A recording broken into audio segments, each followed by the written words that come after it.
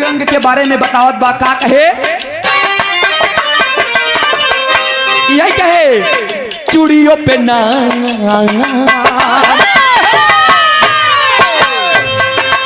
हर चीज चिल्लाना ही नहीं हो।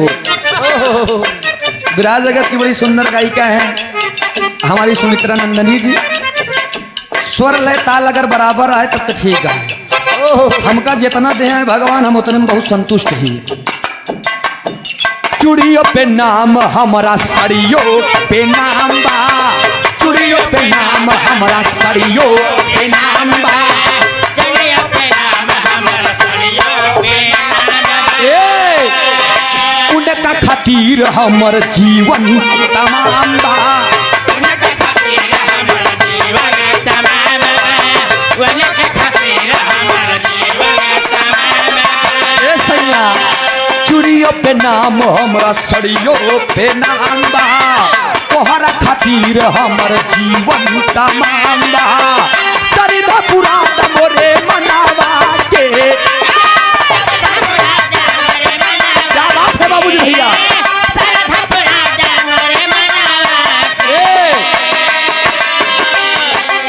सरिदा पूरा मोरे मनावा के, गोदा गोदा गोदा गोदा खाली फाइन गोदा नावा के, गोरे हथवा पे नाम सजनावा के, गोदा गोदा खाली फाइन गोदा नावा के, गोरे हथवा पे नाम सजनावा के।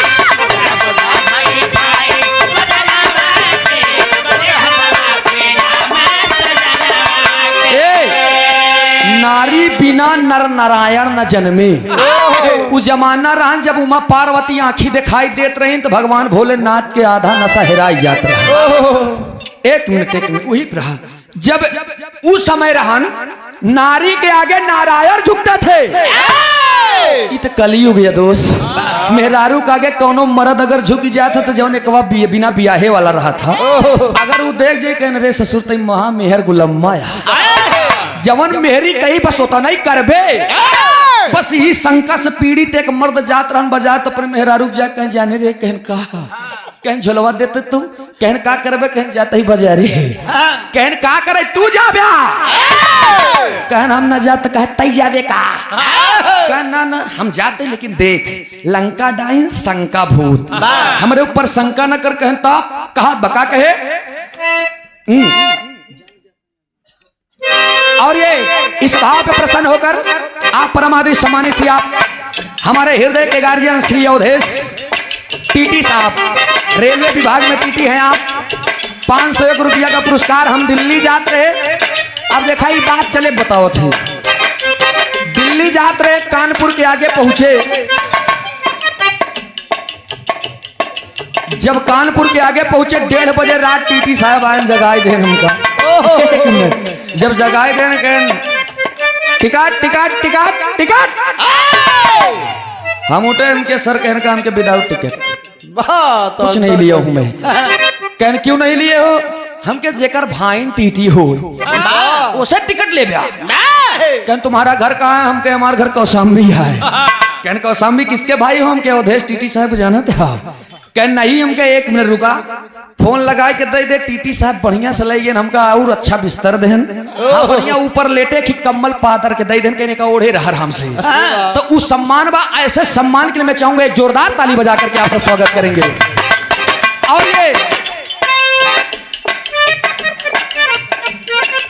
और ये सम्मानित से हरि प्रसाद यादव जी पल्लोपुर प्रधान जी 501 रुपया का पुरस्कार आपके श्री चरणों में कोट कोट नमन बा प्रणाम बा। मर्दबा मेहरारुआ से कहा बका कहे जान जाता नी आज मार के करे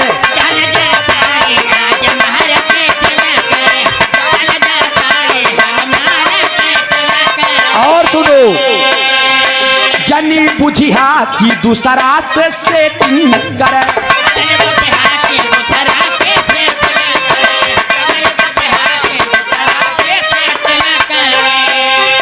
जान जाता नी आज मार के करे जनी बुझिया की दूसरा से सेटिंग करे आवना लगा दी राजा आवना लगा दी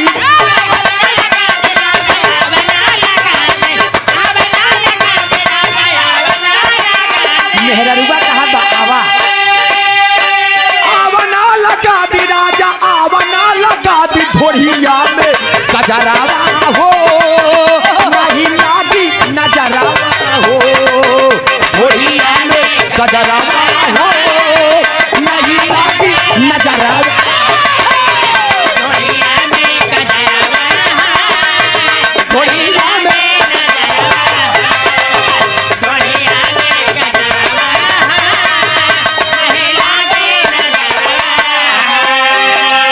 अरे चूमलिया चूमलिया काल चमकौआ बलम अहिरा के बेटौआ।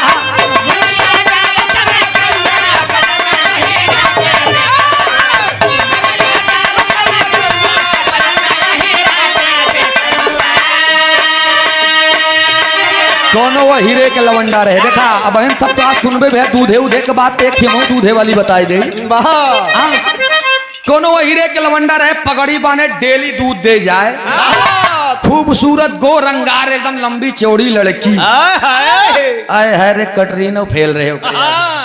अच्छा वो लड़कवा जब गए देखे तो डेली कहे कि ए भगवान ये दूध ले अगर ये आई ना चाहे सारे का घंटा फिल्टर का खोल दे, फिल्टर कह दे बनाते नहीं डोरी नहीं चैन उतार दे हम साइकिल के चाहे जैसे करब, लेकिन हम यहाँ रुकब। डेली को कर आदत बन के रहन। वो बेचारा का करे जाए डेली दूध दे, बड़ी शर्मीली रहे। देखा प्रधान जी बहन हम बताए आपके ना कि मोछा 4 प्रकार के होता, उच्च मुछ, निच मुछ, गुच्छ मुछ, छुच्छ मुछ। तो पहले के जमाना में लोग कहते रहे कि सींग पूछ गाय चाहिए दुमदार घोड़ी, सींग पूछ गाय चाहिए दुमदार घोड़ी, अब मोछ वाला मर्द चाहिए नयनदार गोरी। एक पे कहने एक मतलब कहन रे यार घर के तना बढ़िया बनवाई ले मर भैंसे गोरू रखे सब मेरे कहे कि दही यहाँ सुन भाई भैया बिना दूधे मनाई कैसे हो जाती। हाँ ई जान लिया। अब 20,000 अब बतावा बताएं कहन बे तोर कभी पागल है कहता कहन हम बतावत है कि सींग पूछ गाय चाहिए अच्छा दुमदार घोड़ी, अब मोछ वाला मरद चाहिए नयनदार गोरी, ये गलत बा। कहन हम बताई कहन का कहन दूध वाली गाय चाहिए चालदार घोड़ी, बात वाला मरद चाहिए शर्मदार गोरी। अरे कहन मतलब कहन कितना बढ़िया एकदम पुट्ठा उठा सजाए रहा है, मुर्रा सिंह के भैंस रहा है या गई कोनो एकदम देसी देसावर जर्सी लई आवा अरे बात जैसे दुहई चला मारा 1 लाख पलटी होकी के मनाई होकी गा इस गाय गई ऊपर पर आई बल्कि और कुछ धाई दबरी जाए पैसा खराब बतावा। एक बात कहन कहन सिंह पूछ गाय नहीं कहन तब कहन गाय हमारी डहिन रहा है, बिना नोई लगाए बैठ जाए इसे घसघसाए के दूध ले 10 लीटर। दूध वाली गाय चाहिए चालदार घोड़ी, घोड़ी हमारा टूटहीन रहा है हमसे मतलब नहीं। वही हाल बहुत बढ़िया से घोड़ी एकदम 5 फीटी रखे रहा, जैसे बैठा उलट दे तू निपुण घोड़ी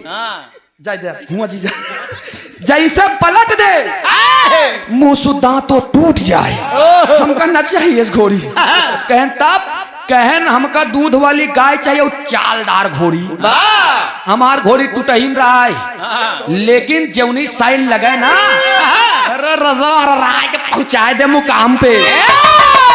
और कहन बात जौन मोछ वाला मरद जाई ना चाहिए मोछा वाले मरद कहनी का है कहन रे इनकर कामन भरोसा। जवन संझक कहन पिए में सवेरे कहे कि जानता राम दिन कहन का कहन संझक ज्यादा हो रही कहन कि यार जौन बिटिया बिहाव में मेरे 50,000 कहे यार दे बरे देवे कहन जानता है यार इतने समय कंपनी घाटे में चलता है, तो संझक का कहें सवेरे का कह दे ही ऐसे मोछा वालन के ऊपर भरोसा बात कहन का बात वाला मरद चाहिए, बात वाला मरद चाहिए भले मोछा रखे रहे, लेकिन अगर जो बात उसने कह दिया वही पे खड़ा उतर जाए ऐसा मरद चाहिए। आ जौन कहा नयनदार गोरी, कटीली बदन, सुग्गा के टोटे जैसे निकुरा, टमाटर की नहीं लाल लाल गाल, होठे में लाली ऐसा लगा जैसे कछारे के पका हिरमाना हुए। तो ई सब ना चाहिए। कहन तब कहन अब सुने हमार कहन का कहन दूध वाली गाय चाहिए, चालदार घोड़ी, अब बात वाला मरद चाहिए शर्मदार गोरी। अरे वाह, लड़की मेहरारू पतो ई हमरे घरे की इज्जत है दोस्त। और ये हमारे हृदय के गार्जियन बड़े भैया सम्मानित श्री ओमन होकर 501 रुपया का पुरस्कार, नमस्ते प्रणाम बा, आशीर्वाद दे हम बच्चे कला में कामयाब रहे, जहां रहे खुश रहे, आबाद रहे। बहुत सुंदर आप सब सुने। अरे राम बनवई मनई मनई बनवई राम के राम बनवई मनई। आओ कि आप सब सुनबई भैया अंग्रेजी के अधर। अरे रामा रामा रामा अरे मोरी रामा ना गाड़ी आलू कैट राउंड दी ना गाड़ी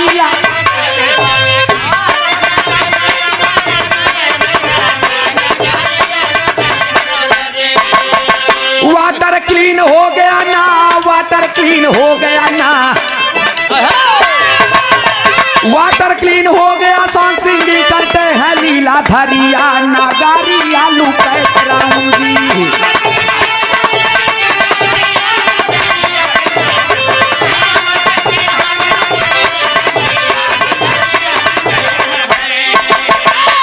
अब देखा क्राइंग करता टीयर गिराता, गया है हेड को झुकाई जी। हाँ खुशी साइड सिटीजन है कहते, थैंक्स टू वेरी सहाई जी। गॉड आर लुकिंग नटवर सो इसका इसे हरसाई जी। हर साउंड है करने लगा, हर साउंड है करने लगा, रेन एंड विंड है आई जी।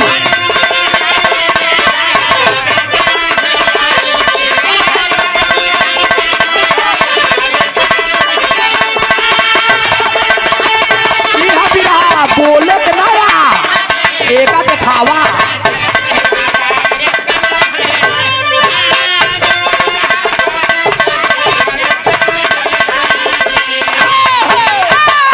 और ये हमारे छोटे अनुज हर मोड़ पे तरक्की मिले, छापत तहा 20-25 हजार अब का लगा है।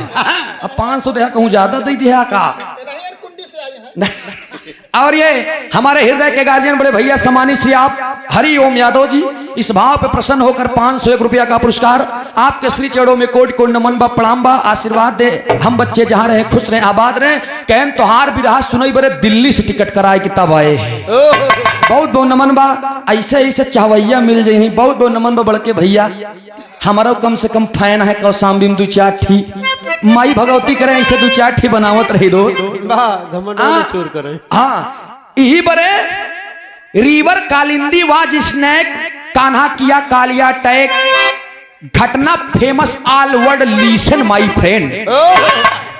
उस समय रहे भगवान श्री कन्हैया के, जब कालिया नाग तलबवा में ज्यादा इतना जहरीला पानी कैले रहल, ओहमें उ कालिया नाग के विष के समाप्त करे बरे ओकरे मान के मर्दन करे खातिर भगवान श्री कन्हैया जब गए तब वही बताएं क्राइम करता टीयर गिराता, गया है हेड को झुकाई जी। जब भगवान श्री कन्हैया उनके मान को मर्दन करने के लिए चले गए, इतना विषैला पानी रहन कि चारों तरफ के पशु पक्षी जीव जंतु जे पिए वो बीमार हो जात रहन। तो यही से उनकर मान मर्दन करे खातिर गयन हुआ। और जब कालिया से, अरे वह नागवा से कालिंदी माने जानता, कालिंदी जमुना के पर्यायवाची है। तो इसे देखा हम बहुत बड़ा ज्ञानी नहीं है, लेकिन तनी तनी बताई देते हैं। हाँ क्षमा करे अगर गलती हो जाए तो, सबसे छोटवार गवैया हम ही नहीं, सब अपने आप के छोटवार बनत हैं, हम बन जाई और भैया। हाँ लेकिन तब खुशी सैड सिटीजन है कहते, जब कालिया के मान मर्दन करें, जब कालिया वहां से चला गया, पानी जब साफ हो गया, तो जो दुखित थे वहां के नागरिक वो खुशी हो के, खुशी सैड सिटीजन है, कहते थैंक्स टू वेरी सहाई जी, धन्यवाद प्रभु का। और गॉड आर लुकिंग नटवर सो स्काई से हरसाई जी, गॉड माने भगवान, लुकिंग नटवर सो नभ अंबर से कहता है बा स्काई से हरसाई जी, वहां से भी हंसता है कि बा रे प्रभु, बार लीलाधारी कन्हैया, यद कुल श्रोमणी यद कुल नंदन मुकुंद कुंद श्री मुरली मनोहर, तोहार कृपा बड़ी अपरंपार बा। घन साउंड है करने लागा, रेन एंड विंड है आई जी, घन साउंड, घन माने हाँ, जब घगड़ा था ना जौनी साइड कालिया का मान मर्दन हुआ, उस समय घन साउंड है करने लगा, यानी पूरा बादल गरजने लगा। रेन एंड विंड है आई है, रेन माने वर्षा, एंड माने और, विंड माने हवा, हवाएं और वर्षा इतनी जोरी से होने लगा कि एकदम खुशी हो गई पूरा। और बात का कहना बा, अंग इंक्रीज है हार्ट रेट, अंग इंक्रीज है हार्ट रेट,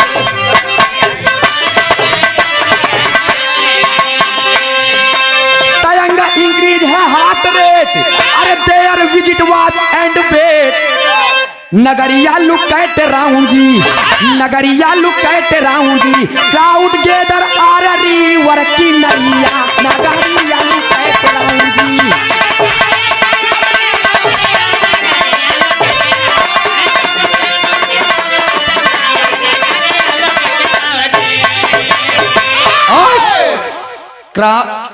बताएं कि अंग इंक्रीज है हार्ट रेट, जितना हुआ लोग रहे सबके मन यन हार्ट एकदम बढ़ी है। बाप रे बाप, भगवान श्री कन्हैया कब के गए ना भाई, नहीं कर पाई नहीं भाई।